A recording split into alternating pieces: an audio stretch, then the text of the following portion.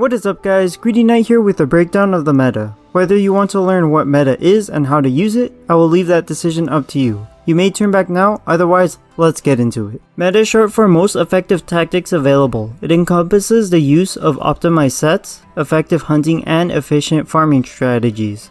In context of Monster Hunter, meta is utilized for your time attacks and shaving hundreds of hours from your playtime. You can save days or weeks worth of burned playtime that you could have spent doing other things. I don't expect everyone to get 4-minute runs, but to aim for a sub 10-minute run is a realistic goal for seasoned hunters. Online hunts take around 10 minutes per hunt, so soloing quests in under that time will be the sweet spot. Secondly, using meta strategies yields more rewards. Part breaks produce better rates for various parts, and faster hunt times translate to more hunts, more quest rewards, Zenny, HR, and accounting points. By practicing meta strategies, you train yourself to focus on improvement and learn the power of never giving up, at least until you are satisfied with your level of skill. The preparation step is to study the charts and values of the monsters you want to farm, meaning you should review their values, hit zones, elemental weaknesses, and all that lovely math stuff on a site like Kiriniko or the Hunter Notes. You can use this information to calculate your effective damage on each of the monster's body parts based on the set you intend to use. Review the damage guide if you need a refresher. The grinding step is to study the monster in a live hunt. Chart out its move pool, attack range, and any notable information like part breaks and staggers. You can use max defense armor and transition to meta armor sets as you get better against the monster. If a monster is too difficult, then tackle its low rank version if possible, and then return to its high rank counterpart. You can change around armor pieces and decorations throughout this process, just remember to update your damage values in your notes. The time attack step is to pull off as perfect of a run you can manage. This step is just a natural byproduct of studying the monster and honing your skills against it. You learn optimal decision making and precision with your weapon of choice against your monster of choice. Practice against a single monster until you can get to a point where you never cart while playing aggressively. Then, aim for no healing runs, get to a point where the monster cannot touch you while you slash and bash it. And lastly, start worrying about your hunting times. I would estimate that this process takes anywhere from 20 to 1,000 hunts to master. Go as far as you feel is necessary and repeat the process for the monsters you want to farm, or the weapons you want to master. Stun trip blocking is the abuse of stun, sleep, part breaks, paralysis, weave-in riding, and hellfire. All of these mechanics lock the monster in an idle position and can be applied in conjunction to keep the monster down for 20 plus seconds if set up and timed correctly. I'm not advocating that you actually run everything on the same set, but make use of one or two of these mechanics to give yourself openings of free damage. Most monsters trip when they have their heads or fingers snap, so aim for those to get the trip. For stun weapons, focus the noggin after a few seconds to get the KO, and spam multi-hits to proc paralysis or sleep. Regardless of how many knockdowns you get, finish your stun lock combo with a high DPS attack.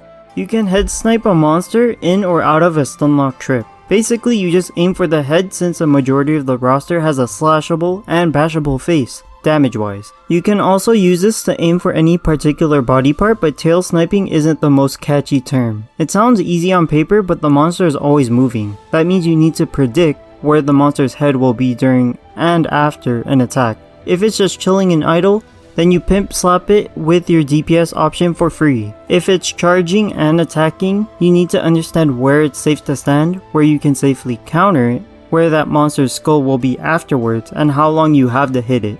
Any window of 5 seconds or higher should give enough time for a quick damage option, with longer windows granting you more options to mess around with. Each monster moves in a unique way, so these basics will help you identify windows of opportunity to snipe any body part on the entire roster. Gathering cats are S tier for material farming since their only focus is to collect passive materials of varying rarity as you hunt. 1 gathering cat is always required, but 2 is if you want to max out your mats per hunt at the cost of Palamute mobility. Breaking parts gives you additional chances at rare materials as well as increasing existing chances for certain parts in the reward box. Snap those fingers, bash in those heads, and lop off those tails to collect those extra drops. Use weave-in rides as necessary to rack up additional materials whenever an intruder appears. For small monster materials, you can cycle areas they spawn at to farm materials like pelts and pop print tickets. Refer to Kiriniko or the Hunter Notes for item locations. The favored method for people who want to max out the old wallet and point account is to farm upsurge mine runs for ores and points, then selling the ores. Your secondary source of income is selling any metal eggs, especially if you want to farm event quests that drop them. Zenny is easier to get because of this, so you should pay with cash whenever possible to reserve your points for charm melding and buddy expeditions. If you ever are strapped for cash, sell excess materials.